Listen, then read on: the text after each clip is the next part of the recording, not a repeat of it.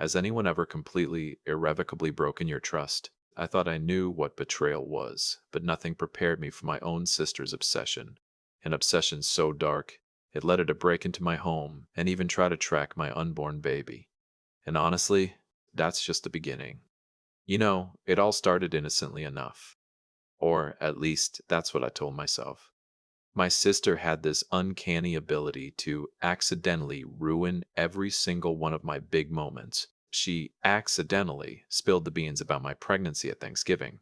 Then, without a word to me, she accidentally posted our ultrasound photos on Facebook before I'd even told my husband's own family. So, when it came to our gender reveal party, my husband and I had one very simple request: no accidents, just one time.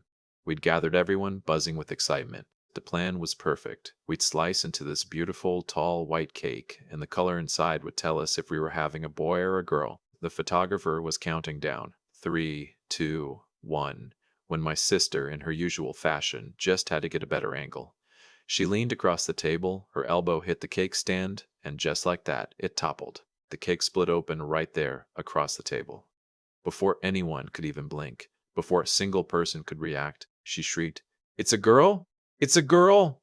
She spun around, throwing her arms around my stunned husband, while I stood there, knife still in hand, staring at the ruined, pink-splattered mess. My heart was pounding, a mix of fury and devastation. Tears streamed down my face as I screamed at her to get out. But of course, my family immediately jumped to her defense. "She's just enthusiastic," my mother piped up, as if that explained anything. I grabbed a microphone that was near the DJ booth, my voice shaking. Ignoring my mom, I looked straight at my sister. "Apologize," I demanded through choked sobs. She just rolled her eyes at me. "Can you believe it? I already said I was sorry," she huffed, acting like I was the problem. "Now you're making things awkward. Look at how uncomfortable everyone looks." I tried to explain, tried to make her understand. "We only get one gender reveal. We'll never get that moment back." But she just held up her hand, cutting me off mid-sentence. "Fine, I'm sorry. It was an accident. I'm just excited about my first niece while you're being a huge party pooper." I was about to retort, my blood boiling, when my mother stepped in again.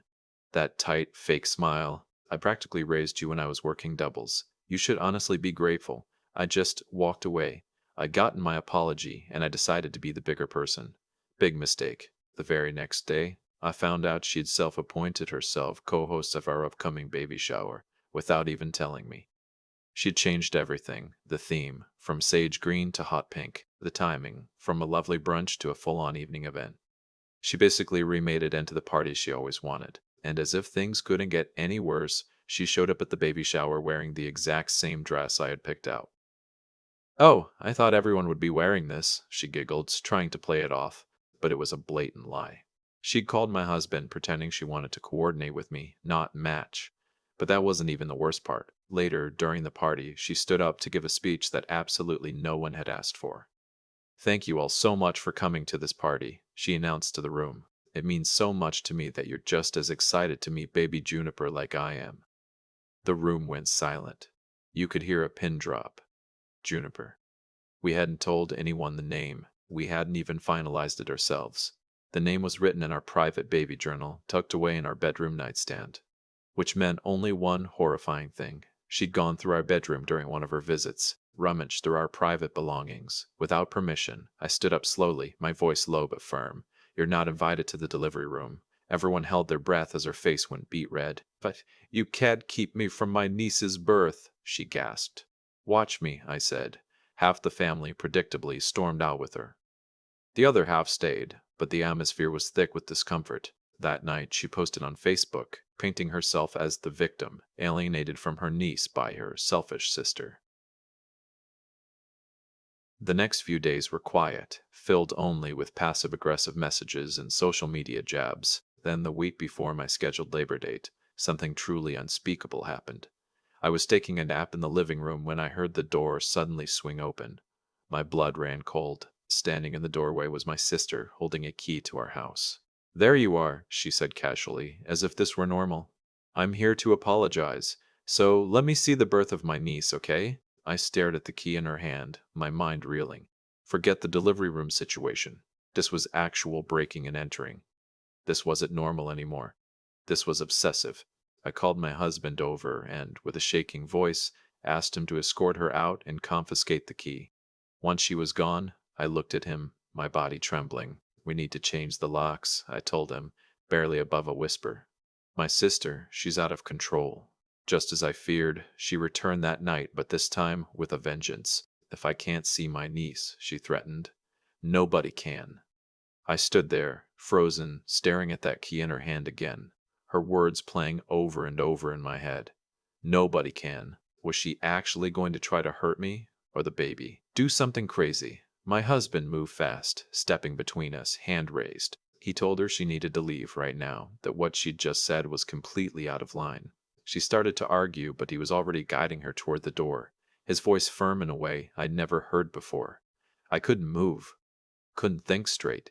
I just watched as he walked her outside toward her car. My hands were shaking so badly I could barely hold my phone. Through the window, I could see her yelling at him in the driveway, waving her arms around, but he just stood his ground until she dropped the key into his outstretched hand. She got in her car and drove off, and only then did I let myself breathe. My husband came back inside and locked the door behind him, then went through every room, checking windows. I was already scrolling through my phone, my fingers fumbling, trying to find a locksmith. I found one that did emergency calls and managed to schedule them for 8 a.m. the next morning, which felt like forever away. My husband asked if I was okay, and I just shook my head. Not even close. After hanging up with the locksmith, I knew I needed to call someone official. Someone who could tell me what my options were. I dialed the non-emergency police line and explained the whole nightmarish situation. The woman listened patiently, then connected me to an officer, Nolan Brandt. He asked me to start from the beginning. I told him everything: the gender reveal, the baby shower, finding out she'd gone through our stuff, the key, and especially that terrifying threat she'd just made. He didn't sound surprised or like he thought I was overreacting, which was a huge relief. He explained that I needed to start keeping a detailed log of everything she did: dates, times, exact words if I could remember them, who witnessed each thing, to save texts, social media posts. He told me that if her behavior kept getting worse, I might need to consider a temporary restraining order. He gave me his direct number, just in case. I wrote it all down on a piece of paper, my hand still shaking. My husband wanted to call his parents right away, tell them what happened, but I wasn't sure if we should tell everyone yet, or wait until the locks were changed. We ended up having a pretty big argument about it. He said we needed to get ahead of whatever story my sister was going to spin. I worried that telling people would just make everything blow up even bigger, but he pointed out that my sister was probably already on the phone, telling her version, painting herself as the victim. If we waited too long, everyone would believe her first. I hated it, but he was right. We agreed to send one message to the whole family at the same time, just the facts, so no one could accuse us of hiding anything or being dramatic. We decided to wait until later that night to figure out exactly what to say. At 11 p.m., I typed out a message to the family group chat. Short, factual: my sister used a key we didn't know she had to enter our house without permission, and she made a threatening statement about our baby. She's not welcome in our home until further notice, and we're taking steps to secure our house. No emotions, just what happened. My husband, at the same time, went through our smart home app. He found that we'd given my sister access to the garage door opener months ago when she helped with some deliveries. He removed her access, checked every other entry point. We changed the code on the keypad by the side door, locked down all the app permissions. My phone started buzzing with responses immediately, but I turned it face down. I tried to go to bed, but every little creak of the house, every car driving past, every branch hitting the window made me think she was coming back. I imagined her trying her key in the lock, getting mad it didn't work, then trying to break a window, force a door. I ended up on the couch, every light in the living room on, pulling a blanket around myself even though I wasn't cold. My husband found me there around 2 a.m. He didn't even try to convince me to go back to bed. He just started doing rounds through the house, checking every lock, over and over. I dozed off for maybe 20 minutes, then jerked awake, convinced I'd heard something. This went on until the sun came up, and I finally felt safe enough to close my eyes for more than a few minutes. The locksmith showed up right at 8 a.m., just like he promised. He changed the locks on both the front and back doors.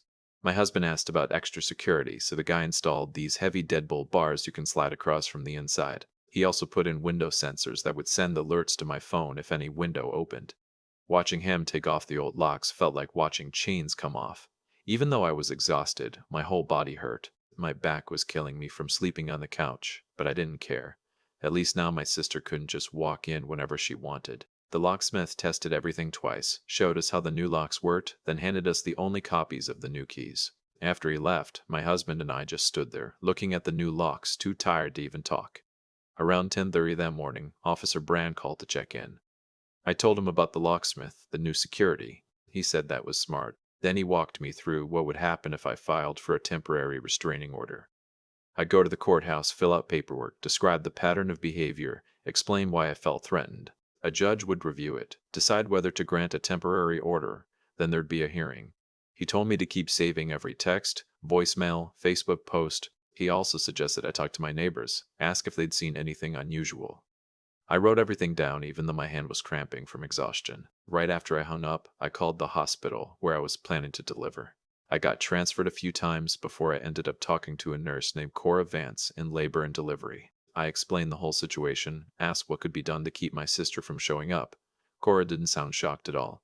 Like she'd dealt with this kind of thing before. She said she could set up a password system on my chart so no one could get information about me without knowing it. Not even if I was admitted. She'd add my sister's name to a specific no visitor list, and security would be notified. She explained that the labor and delivery unit stays locked. You have to be buzzed in, and without the password, no one was getting through those doors.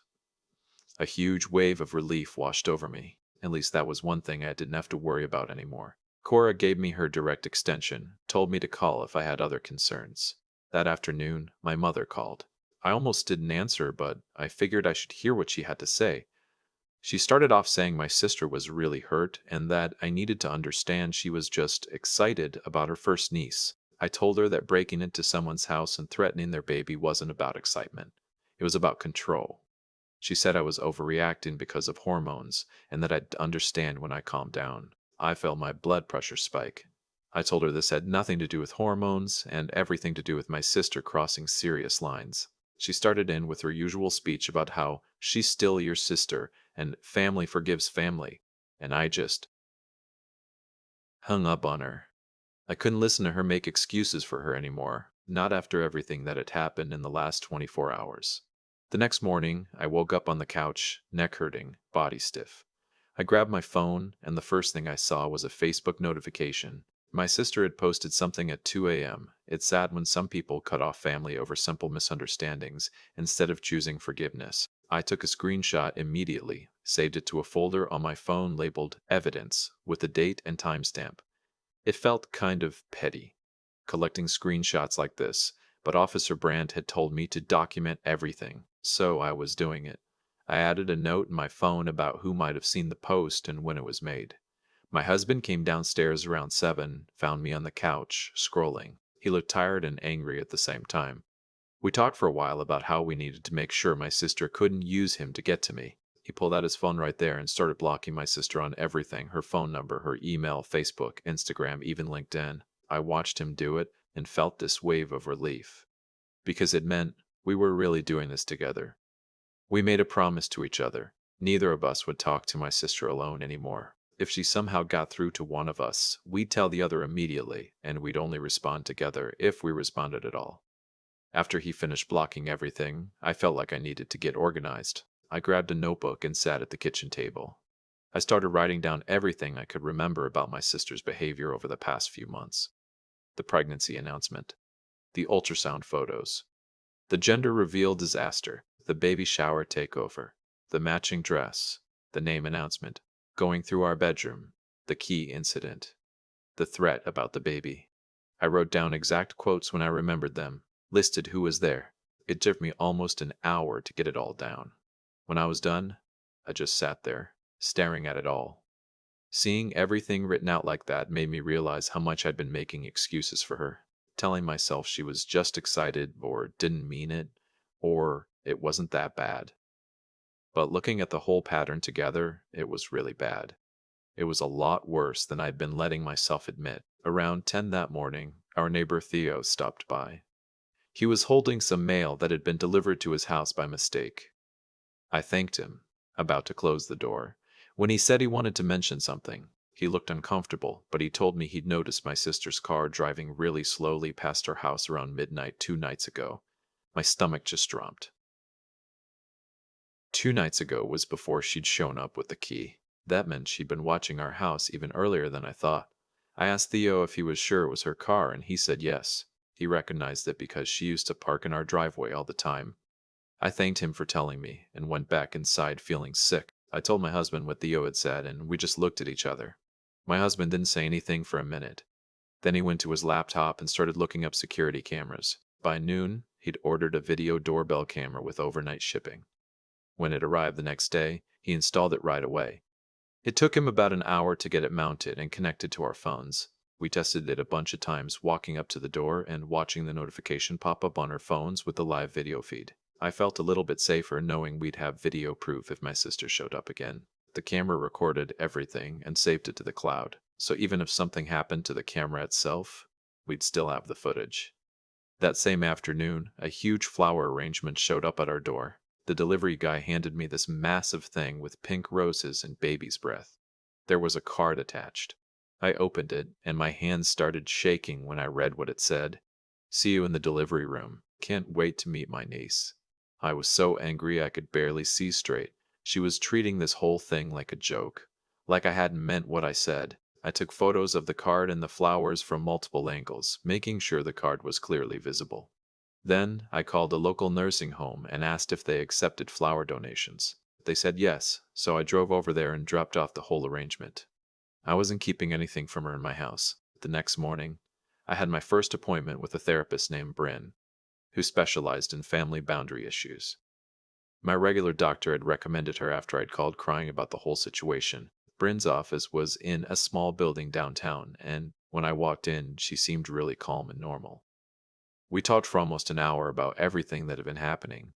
She didn't seem shocked at all. She said she'd worked with lots of families dealing with boundary violations and that my sister's behavior was definitely concerning. She helped me start making a safety plan for different situations that might come up. What to do if my sister showed up at the hospital, what to do if she tried to contact my husband's family, what to do if she posted something really bad on social media. Bryn also taught me some breathing exercises for when I started feeling panic. She said I needed to take care of myself and the baby, and that meant managing my stress level. I left her office feeling like at least someone understood what I was dealing with. 2 days later, I met with Officer Brandt again at the police station. He'd asked me to come in so we could work on drafting a cease and desist message. We sat in a small meeting room, and he pulled up a template on his computer. Together, we filled it in with specific details about my sister's behavior and clear statements about what she needed to stop doing. No contact with me, no coming to my home, no attempting to visit me at the hospital, no posting about me or my baby on social media. Officer Brandt said we weren't going to send it just yet. He wanted me to have it ready in case I needed to file for a restraining order later. If I did, it would help my case to show that I'd tried other steps first.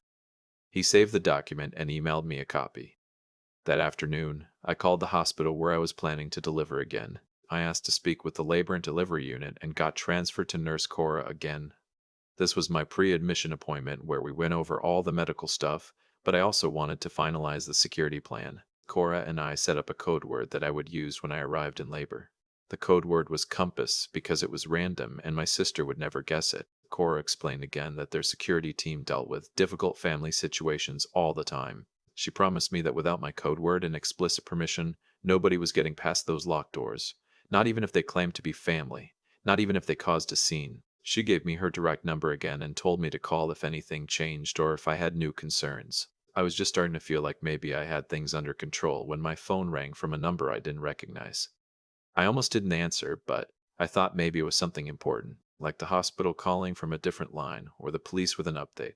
I answered and immediately heard my sister's voice. She didn't even say hello. She just launched right into it. She said I was destroying the family. She said I was breaking Mom's heart. She said I was being selfish and cruel and that I was going to regret this. She kept talking and talking, and I could feel my blood pressure going up. My face got hot. My heart started pounding.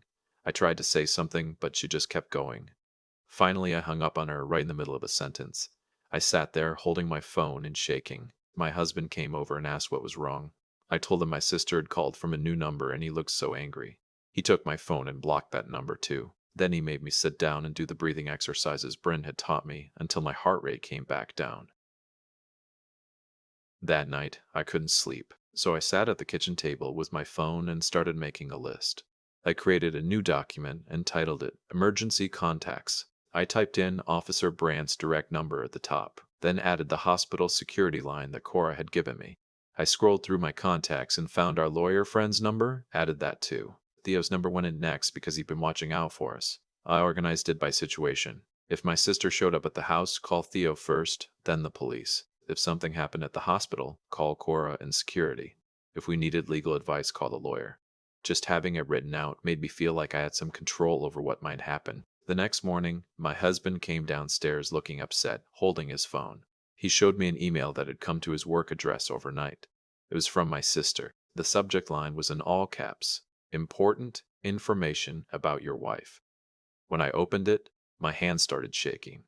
She'd written this long message about how I was clearly having a mental breakdown from pregnancy hormones. She said my husband needed to protect our daughter from my unstable behavior. She claimed I was keeping the baby from family who loved her, and that isolation was a sign of postpartum psychosis. Even though I hadn't even given birth yet, she ended it by saying she was available to help him get me the treatment I desperately needed, and that she'd be happy to step in and care for the baby while I recovered. My husband looked embarrassed and told me he was worried his coworkers might have seen it. He forwarded the email to me so I could save it. Then he sent a message to his HR department explaining the situation. He added my sister to his spam filter and blocked her email address. I saved the email in my evidence folder with a screenshot and the date. That evening, we sat on the couch together, and my husband turned to face me. He took my hands and told me he was completely on my side and nobody was going to make him doubt that. He said watching my sister's behavior get worse and worse had actually shown him that I'd been way too patient with her, not too harsh. He told me he was proud of me for protecting our family and that he'd do whatever it took to keep us safe. I started crying.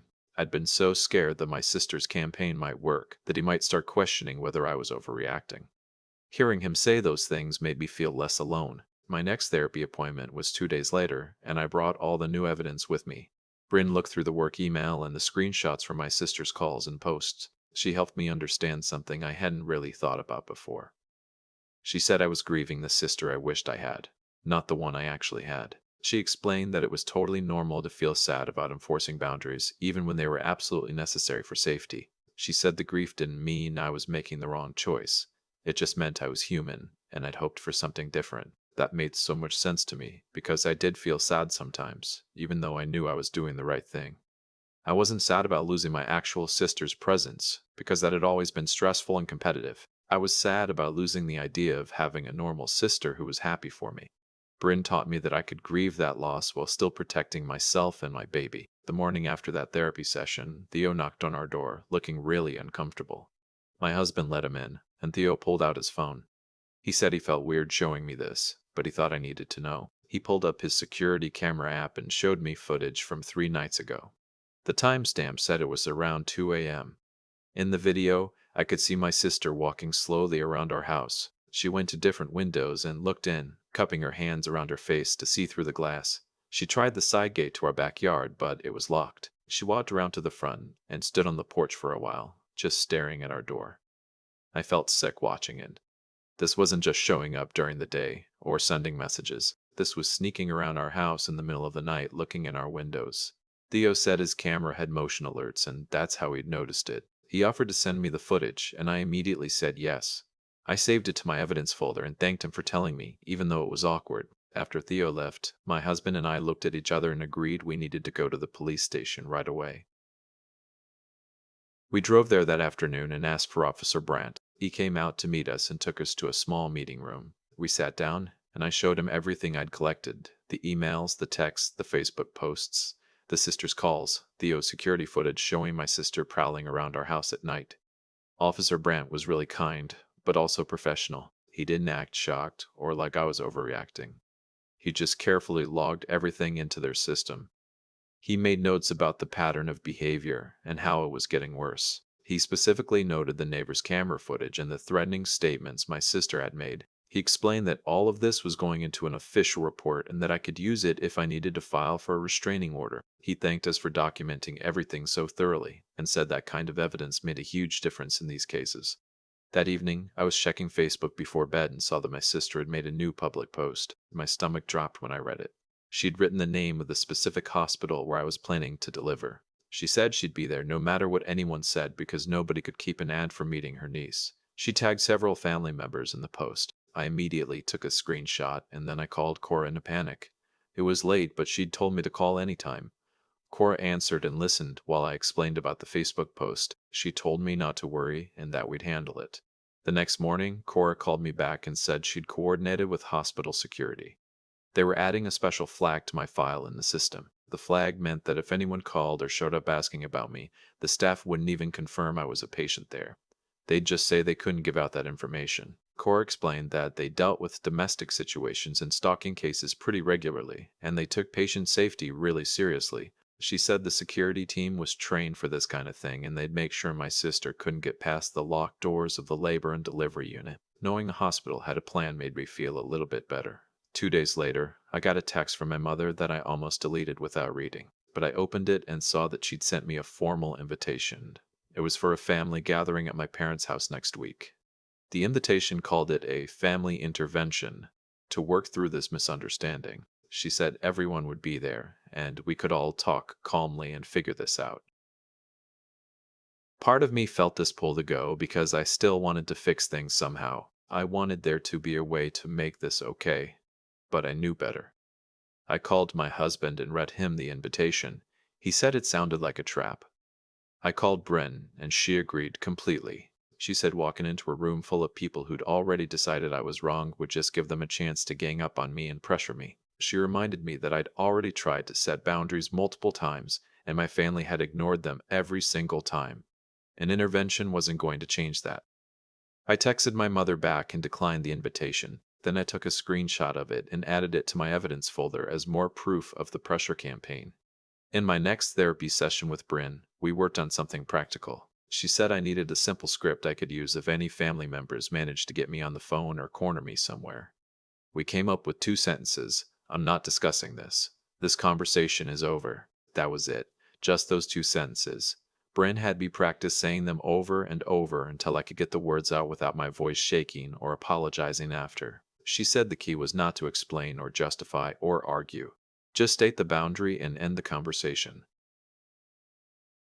We role-played different scenarios where family members might try to guilt me or argue with me. Each time I practiced saying my 2 sentences and then pretending to hang up or walk away.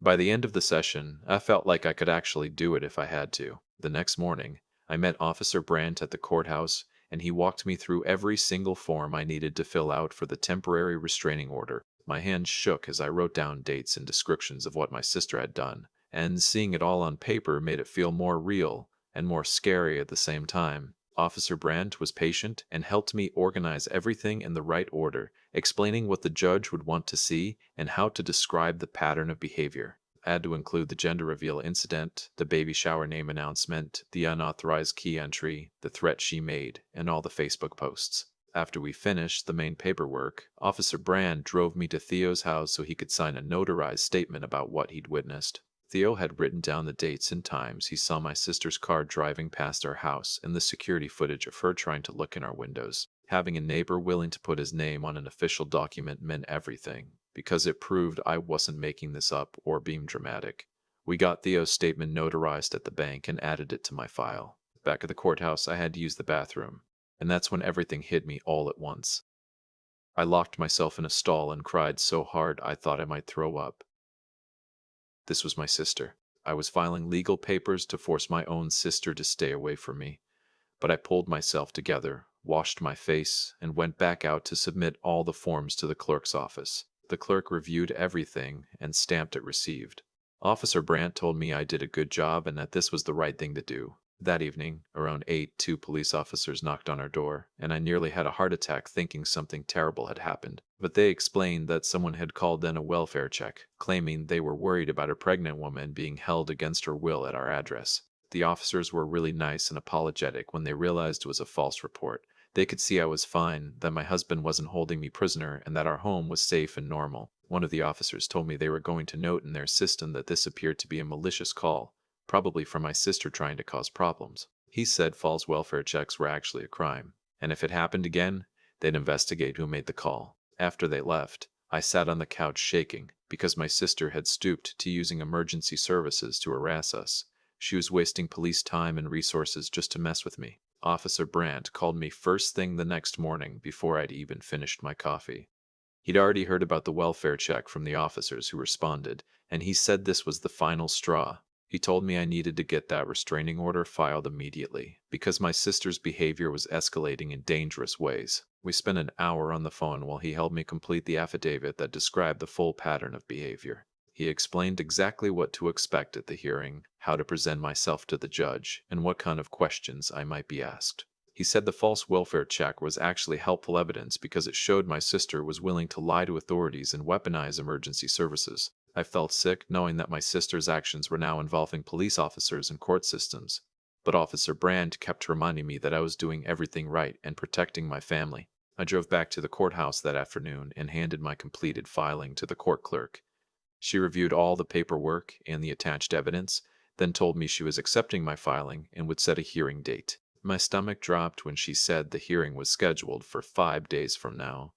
That was cutting it really close to my due date, and I was anxious about the timing. But the clerk explained that because of the threatening behavior and the pregnancy, they were moving my case through the system as quickly as possible. She said the judge took these situations seriously and would review all my evidence before the hearing. I left the courthouse feeling both relieved that the legal system was taking this seriously and nervous that everything was happening so fast. When I got home, my husband showed me an email my sister had sent him, with the subject line in all caps reading, "Last Chance." I felt my blood pressure spike as I read her, demanding that we apologize to her and let her back into our lives before the baby came. She wrote that this was our final opportunity to fix things, and that she wouldn't be so forgiving if we waited any longer. My husband hadn't responded to the email and said he had no intention of ever responding. We saved the email and added it to our evidence file because it showed she was still trying to find ways around my boundaries and still acting like she was the victim. The fact that she sent it to my husband instead of me proved she was trying to manipulate him and drive a wedge between us. During my next therapy session, Bryn gave me homework that felt overwhelming but necessary. She said I needed to create a media blackout plan for the week I went into labor, which meant deciding exactly who got told when and making sure those people understood they couldn't post anything online. We spent the whole session narrowing down the list of people I could trust. I realized I couldn't tell my mother because she'd tell my sister immediately. I couldn't tell most of my extended family because they had been siding with my sister on social media. We ended up with just 3 people on the list: my husband's parents and my best friend from college. All 3 of them had proven they could keep information private and wouldn't post anything on Facebook or Instagram. Bryn made me practice exactly what I'd say to each of them about why they couldn't share the news publicly. 2 days later, I came home from a doctor's appointment to find a wrapped gift sitting on our front porch. There was a card from my sister saying it was a present for the baby and that she hoped I'd accept it even though we weren't talking. Part of me wanted to just throw it away, but I brought it inside and opened it. It was a really cute stuffed elephant, soft and perfect for a newborn. I was actually touched for about 5 seconds until I squeezed the elephant and felt something hard inside. My hand started shaking as I ripped open the seam and found an AirTag tracking device sewn into the stuffing. I dropped the elephant on the floor. Someone had deliberately hidden a tracking device in a baby gift. My sister had planned this. She wanted to track where the baby went, or maybe she wanted to track when we left for the hospital. I couldn't think straight. I could barely breathe. My husband found me sitting on the floor, staring at the tracking device, and he immediately took over. He called Officer Brand while I just sat there, trying to process that my own sister would do something this creepy. The next morning, we went to the police station and filed the supplemental report about the tracking device. Officer Brandt took photos of the elephant, the torn seam, the tracking device, and the card from my sister. He added everything to the restraining order evidence file and said this was actually helpful for the court case, even though it was horrible for me to experience. He explained that this kind of thing showed a clear pattern of invasive and obsessive conduct that went way beyond normal family drama. The judge would see that my sister was deliberately working to stalk me and violate my privacy in increasingly serious ways. Officer Brandt said the tracking device was proof she was planning something. maybe planning to follow us to the hospital or show up wherever we took the baby. I felt validated that he took it so seriously, but I also felt more scared than ever. That afternoon, my father called my husband's cell phone instead of mine. My husband put it on speaker so I could hear, and my father admitted that my sister had taken the spare house key off the rack in my parents' kitchen without asking anyone. He said he'd noticed it was missing a few days after the incident at our house and confronted my sister about it. She'd confessed to taking it, but told him it was her right as an aunt. My father sounded tired and sad as he explained this, and for a second, I thought maybe he was finally going to help us. But then he said he couldn't give a formal statement to the police because he couldn't turn on his own daughter like that. I felt betrayed all over again because he knew exactly what she'd done wrong, but he still wouldn't help stop it. He chose his loyalty to my sister over protecting his pregnant daughter and grandchild. My husband thanked him for the information and hung up. And I cried because I'd lost most of my family in this mess. My husband spent that evening creating a very specific list of exactly 2 people who were allowed to know when I went into labor. Just as parents. That was it. We decided even my best friend would find out after the baby was born, because we needed the tightest possible circle. The next day, we drove to the hospital for a final pre-admission tour, and we practiced the code word system with the labor and delivery staff. We met with Cora again, and she walked us through exactly what would happen when we arrived. We'd use the code word at check-in, and our names would be completely hidden from the system. We practiced saying the code word out loud, so it wouldn't feel weird when the real moment came. Having everything planned out and tested like this made me feel more prepared and way less scared about the actual delivery day. I knew the hospital had our backs and that my sister couldn't just walk in and ruin everything. We drove home that night, and I actually felt like maybe we could do this. Maybe we could have our baby safely without my sister destroying it. That night, I couldn't sleep, so I sat at the kitchen table around midnight with a notebook and started writing. I wrote about how much it hurt to lose my sister's place in my life, but how I couldn't keep accepting her behavior just because she was family. I wrote that I'd rather have safety and peace for my daughter than chaos and constant violations of our boundaries. Putting the words on paper helped me process the grief I was feeling, while also making me more sure that I was doing the right thing.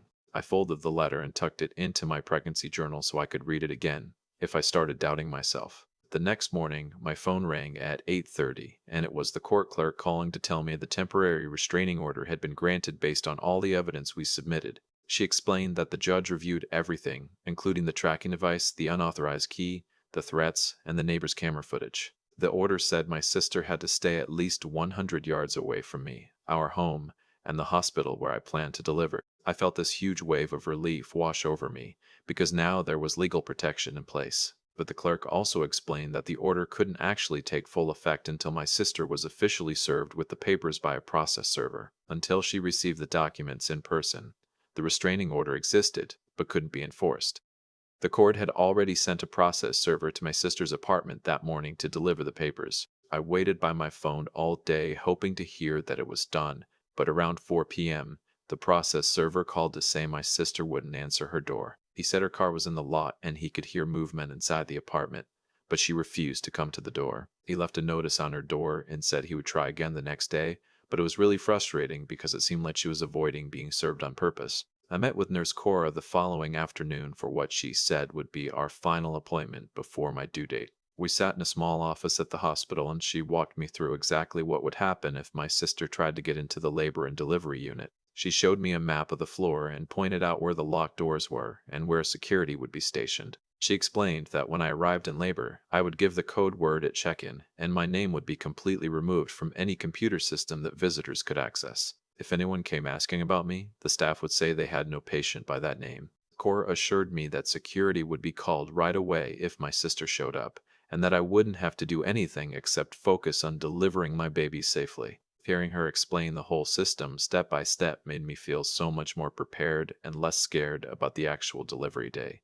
That evening, around 7 p.m., I got a text from Theo with a photo attached. The picture showed my sister's car parked down the street from our house with the engine running and exhaust coming out of the tailpipe. My hand started shaking as I realized she was actively watching our house right now. I immediately called Officer Brandt and he said he would send a patrol car to document it and tell her to leave. About 20 minutes later, he called back and said the patrol officers had talked to my sister and she drove away. But now we had proof she was monitoring our house. The next morning, Officer Brandt called with a new plan. Since my sister kept avoiding the process server at her apartment, he'd arranged for the server to meet my sister at her workplace the next day during her lunch break. It felt kind of aggressive to have her served at work in front of her coworkers, but I was running out of time before my due date. The restraining order couldn't take full effect until she actually received the papers, and I needed that protection in place before I went into labor. The following day, around noon, I got a call from the process server confirming that my sister had been officially served with the restraining order papers at her job. Within an hour, she was posting angry rants on Facebook about being attacked by the system and persecuted for loving her niece. I took screenshots of everything she posted, but I tried not to read the comments from family members who were taking her side. Now the restraining order was fully active and enforceable, which meant if she came near me or the hospital, she could be arrested. I woke up 3 days later at 4 a.m. with strong contractions that were coming every 5 minutes.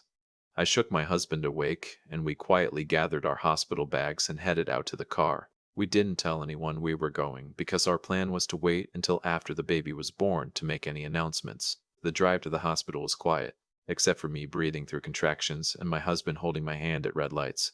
Somehow, my sister figured out we were at the hospital, maybe from seeing our car leave or noticing some other pattern we didn't catch. Around 8 a.m., she posted a vague status on Facebook asking if anyone knew which hospital in the area has the best labor and delivery unit. My husband saw the post, and we immediately turned off all our phones and handed them to the nurse so we wouldn't be tempted to check social media. Around noon, Nurse Cora came into my room looking calm but serious and told me that hospital security had just stopped my sister at the locked entrance to the labor and delivery unit. My sister had tried to get in, but when security asked for the code word, she couldn't provide it, so they turned her away. Cora said security escorted her out of the building and told her she wasn't allowed to return.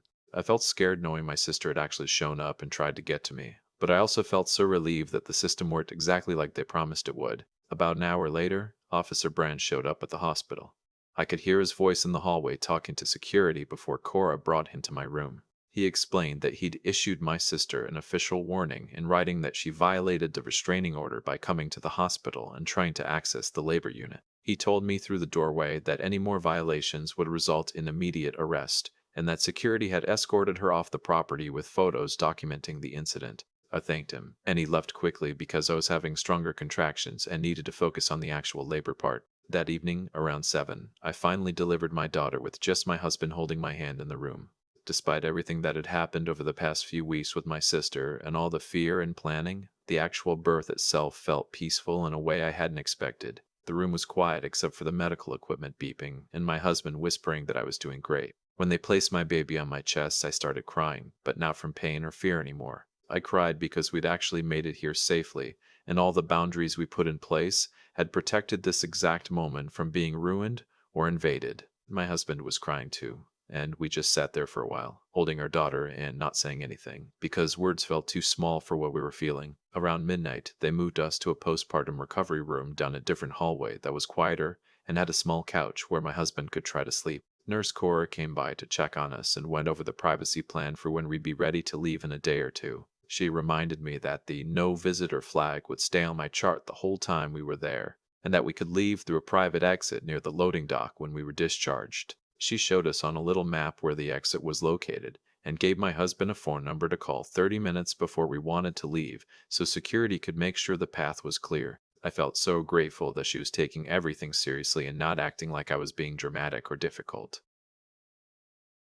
The next morning, around 8, my phone buzzed with a text from my father that just said, "Congratulations, period. I'm sorry, period. Can I drop off a meal?" I stared at the message for a long time, trying to figure out if it was genuine or if my sister had put him up to it as a way to get information about where we were. I showed the text to my husband, and we talked quietly while the baby slept about whether responding would open a door we weren't ready to open yet. We finally decided that a brief thank you and a yes to the meal drop-off didn't mean we were letting him back into our lives or giving him access to our daughter. My husband texted back a simple thanks and our address with instructions to leave the fruit on the porch. I spent some time that afternoon while my husband napped thinking about whether there might be any path forward with my sister that wouldn't put our safety at risk. I decided that maybe someday supervised contact could be possible if she actually got professional help and showed real change over time. But that was a conversation for the future, and not something I needed to solve right now while I was still in the hospital.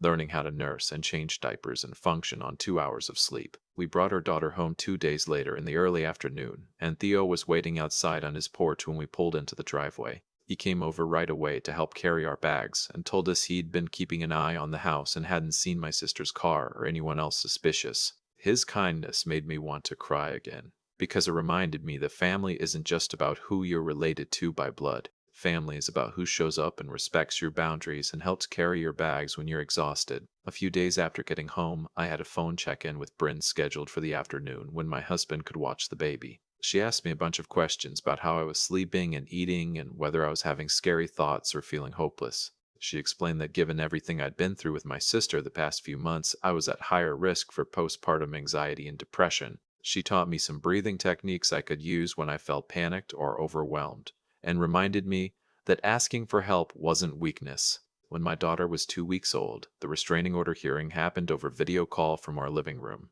My husband held the baby while I sat on the couch with my laptop and watched the judge review all the evidence Officer Brandt had submitted. The judge extended the restraining order for a full year and added conditions that included my sister attending counseling sessions with proof of attendance sent to the court. I felt this huge sense of relief knowing the legal protection was solid and documented, and that there would be consequences if she violated it again. That same evening, my husband and I worked together to write a careful email to the extended family, explaining our position going forward. We said that any future contact with my sister would require proof she was actively in counseling, that visits would be supervised only, and that our boundaries were absolute and non-negotiable. We weren't completely cutting off the possibility of reconciliation someday, but we were making it clear that the terms would be ours to set and not up for debate. A few days later, I got a message through the hospital's patient portal from Nurse Cora checking in on how I was doing at home. She confirmed that my medical records were locked and flagged in their system, so my sister couldn't access any information about the birth or my recovery. She also sent me links to some postpartum support groups in the area and reminded me I could always call the unit if I had concerns or questions about anything. A few days later, Officer Brandt called my phone around lunchtime while I was folding tiny baby clothes on the couch. He told me my sister had enrolled in a court-mandated counseling program after the violation warning at the hospital and that the court had received her first proof of attendance.